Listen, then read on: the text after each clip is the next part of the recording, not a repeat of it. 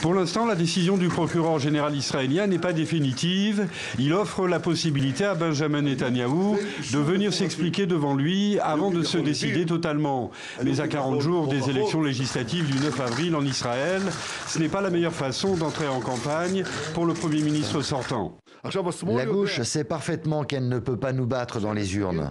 Alors depuis 3 ans, elle mène une chasse aux sorcières sans précédent pour renverser le gouvernement de droite que je dirige et installer à sa place le gouvernement gauchiste de Lapid et Gantz. Benjamin Netanyahou pourrait très prochainement être inculpé par le procureur général pour corruption.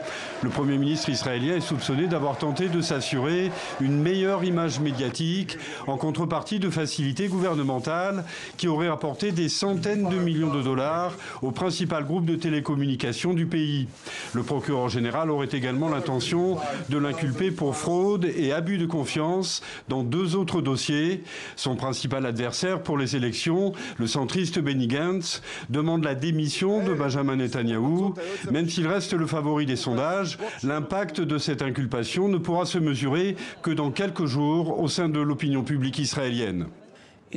On s'attend peut-être à ce qu'il n'oscille que de quelques points de pourcentage. Cela ne créera pas un changement dramatique. Cependant, comme les élections sont très serrées, même un mouvement de quelques points dans les 2 sens peut faire la différence entre la victoire de Netanyahou ou son principal rival, Benny Gantz.